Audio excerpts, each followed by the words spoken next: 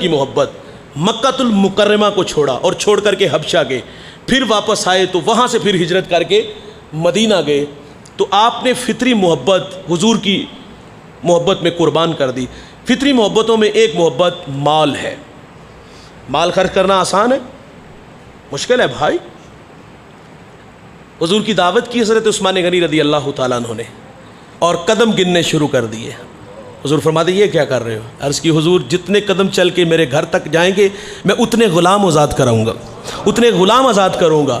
اور آپ ہر جمعہ کو ایک غلام آزاد کرتے تھے، اگر کسی جمعے کو آزاد نہیں کرتے تو پھر دوسرے جمعے میں 2 غلام آزاد کر دیا کرتے تھے۔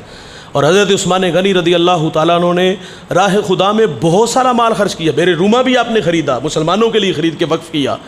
اور حضرت عثمان غنی نے غزوہ تبوک کے موقع پر جب حضور نے فنڈ کا اعلان کیا نا، جب ہرقل نے پکارا، تو حضرت عمر رضی اللہ تعالیٰ عنہ آدھا لے آئے اور آدھا گھر چھوڑائے۔ اچھا یہاں بڑی دلچسپ بات ہے، جب آدھا لے آئے نا تو غرض یہ تھی دل میں کہ آج میں ابو بکر سے آگے بڑھ جاؤں گا، یعنی صحابہ عمل میں بڑھنے کی کوشش کرتے تھے نا۔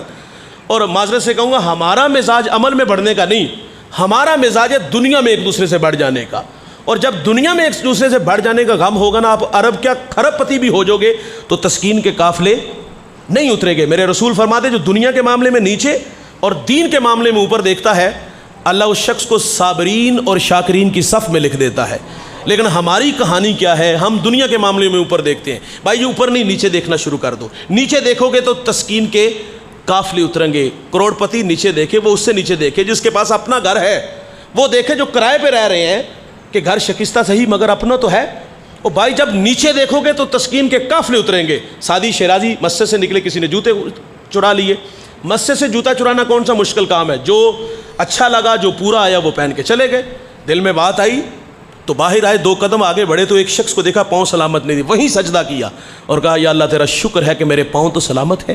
بھائی جان نیچے دیکھنے والا مزاج رکھو۔ اور صحابہ کا مزاج کیا تھا؟ وہ دنیا نہیں، وہ دین کے معاملے میں اوپر دیکھتے تھے۔ حضرت عمر نے آدھا مال دیا، اور جو آدھا دیا وہ سیدنا صدیق اکبر کے سارے مال سے زیادہ تھا۔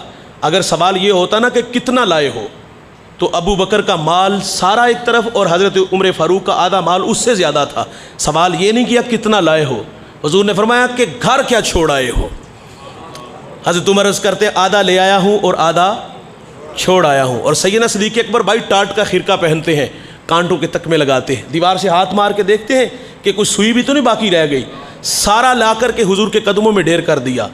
یہ منظر بڑا عجیب تھا، اور اللہ نے جبریل علیہ السلام کو حکم دیا میرے محبوب کی چوکھٹ پہ حاضر ہو جاؤ، لیکن فرمایا جانا اس طرح جس طرح ابو بکر کے ہیں، ٹاٹ کا خرقہ پہنو، کانٹوں کے تکمے لگاؤ۔ جب جبریل حاضر خدمت ہوئے تو حضور فرماتے جبریل آج کس ادا میں آگے؟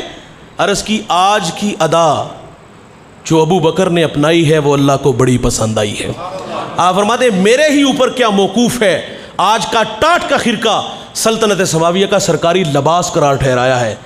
وہ آدھا لے آئے، یہ گھر بار کا مال لے آئے۔ اور حضرت عثمان غنی رضی اللہ تعالیٰ عنہ نے جب اعلان ہوا تو آپ نے پہلے 100 اونٹ بما ساز و سامان، پھر 200، پھر 300، 1000 اشرفیاں بھی پیش کر دی، بہت سارا ساز و سامان دیا۔ اور حضور ان اشرفیوں کو الٹ پلٹ رہے تھے اور ساتھ فرما رہے تھے آج کے بعد عثمان جو بھی کرے تو مواخذہ نہیں ہوگا۔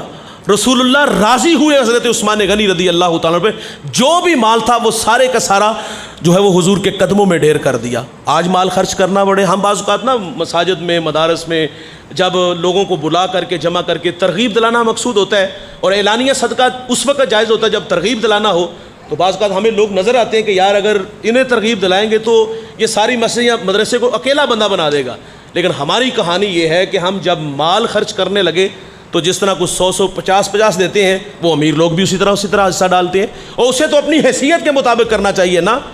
یہ مال کی محبت فطری محبت ہے، مال خرچ کرنا آسان نہیں ہے، لیکن اللہ جس کو توفیق عطا فرما دے۔ لیکن حضرت عثمان غنی رضی اللہ تعالیٰ عنہ نے گھر بار کا مال حضور کے قدموں میں ڈھیر کر دیا تھا، جو بھی تھا حضور کے قدموں میں ڈھیر کر دیا۔ تو یہ بہت بڑی بات، یہ بہت بڑی قربانی اور یہ بہت بڑی خدمت حضرت عثمان غنی رضی اللہ تعالیٰ عنہ کی ہے کہ آپ نے سارے کا سارا مال راہ دین میں خرچ کر دیا۔ اچھا